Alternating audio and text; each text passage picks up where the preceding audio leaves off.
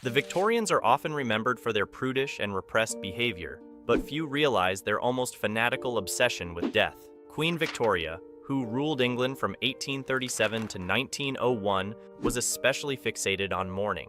Following the death of her husband, Prince Albert, she mourned elaborately for 40 years, dressing in black every day and keeping their home unchanged from the day he died. The Victorian era was not known for its flexibility regarding social conventions, and mourning was governed by strict rules of decorum.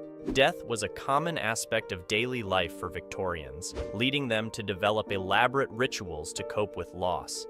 Those who failed to adhere to these rigid mourning practices were socially shamed. Some customs, such as eating dinner after funerals and placing flowers around the deceased, persist today, while others, some quite peculiar, have faded over time. In this episode, we delve into the eerie Victorian death traditions, ranging from sin-eating cookies to wearing black for years. Victorians would even pose for photographs alongside their deceased loved ones. Since photography, invented in the mid-1800s, was still quite expensive during the Victorian era, people often couldn't afford joyful family photos. Instead, they saved photo opportunities for significant moments, such as capturing an image with a deceased loved one to remember them eternally. Families would raise money after a loved one's death to have a photo taken, often the only image they had of their now broken family. Victorian widows had to mourn for 3 to 4 years, continuing to dress in mourning attire long after the funeral. This complex process, especially for women, involved 3 distinct stages.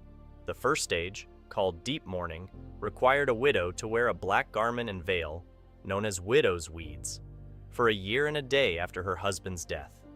The second stage, known as second mourning, lasted another 9 to 12 months, during which the widow could remove the veil but still had to dress mostly in black. The final stage, half grieving, lasted 6 months, marking the end of the mourning period. Women could wear bright attire with black embellishments during their time of grief, but nothing too garish. Even the relatives of the deceased, not just their spouses, might wear mourning attire for up to 2.5 years. Given the high mortality rates, it was common for people to spend a significant portion of their lives in mourning clothes. To navigate the intricate rules of mourning, manuals of mourning instruction became essential. Fortunately, specifically written mourning manuals were available, outlining all the regulations for meticulous and devout Victorian mourners. The Industrial Revolution significantly impacted Victorian society, leading to the emergence of companies focused on mourning traditions. These companies produced and distributed books detailing proper mourning practices, covering topics such as behavior, manners, eating, and clothing. One of the more extravagant practices was the use of tear vials, also known as lacrimatories. These small glass vials with rubber or cork stoppers were used to collect the tears of mourners during funeral rites. Mourners would hold the vials to their faces throughout the service to catch their tears. After the service, these vials were given to the family of the deceased to demonstrate how much they would be missed. Tear vials also helped grieving families determine the appropriate length of the mourning period. Once all the tears in the vials had dried up, mourning could end. Another Victorian convention required that the body of the deceased never be left alone in the house. Someone had to sit next to the body for the entire time it was displayed in the home, ensuring it was always attended. There are various explanations for this, one of which is the belief that it eased the dead's journey to the afterlife. Practical reasons included keeping rats away from the body, remaining nearby in case the deceased wasn't quite dead, and being available to greet anyone who traveled a long distance to pay their respects, sometimes arriving at odd hours. One of the strangest Victorian funeral traditions involved draping black crepe cloth over all mirrors, portraits, and shiny objects like vases in the home. This posthumous procedure was necessary for several reasons. Firstly, shiny objects were considered inappropriate and offensive to a family in grief. Covering them with black fabric essentially plunged the house into mourning. Additionally, Victorians believed that the deceased might manifest in mirrors, become trapped, and summon other family members into the afterlife. Thus, hiding mirrors was a precaution to avoid this scenario. During this period, the dead were displayed in their own parlors.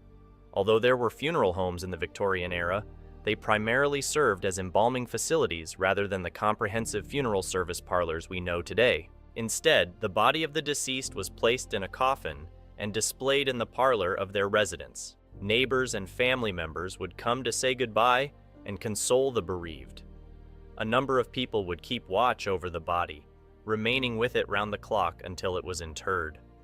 Flowers were used to cover up the smell of decaying bodies. Although embalming had been practiced for centuries, such as in ancient Egyptian mummification, fully efficient contemporary embalming techniques had not yet been developed by the Victorian age. In fact, arsenic was still being used as a preservative at that time. Therefore, fresh flowers were always needed around the body to mask the foul odor of decomposition, especially in the absence of air conditioning. During summer wakes, the fragrance of flowers was essential. Today, flowers are still associated with funerals as a sign of respect, although they no longer serve the dual purpose they did during the Victorian era. Victorian funeral jewelry was peculiar. While keeping a piece of jewelry from a deceased relative is still common, mourners in the Victorian era went further by incorporating parts of the deceased into the jewelry. Memorial jewelry allowed people to literally keep their loved ones close. Hair from the deceased was a common component, often curled under a crystal in a ring, braided into a necklace, or set in a locket. Specific materials and designs held particular meanings. White enamel indicated the deceased was an unmarried virginal woman, while pearls represented the loss of a child. Victorians were also steeped in superstitions, particularly concerning death. These beliefs influenced many of their mourning customs and practices.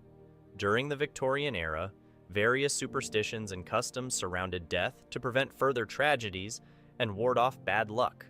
Clubs or social gatherings ceased if someone died inside the home, and it was believed crucial that the deceased be carried out feet first to prevent another family member from dying. To avoid the ghost of the deceased becoming trapped, mirrors, windows, and glass were covered with fabric, as it was feared that seeing oneself in a mirror at a house where someone had recently died could invite death. Additionally, Victorians turned family photographs face down to prevent the spirit of the dead from possessing family and friends. Before the Victorian era, burial plots near homes and churchyards were common, but the advent of public cemeteries brought a trend towards grander memorialization of graves. Victorian grave markers, though initially simplistic, evolved into elaborate monuments.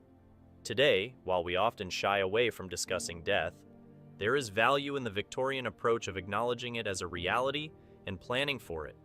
Despite their practices seeming peculiar to us now, Victorians understood the importance of celebrating a loved one's life and honoring their memory through rituals and customs.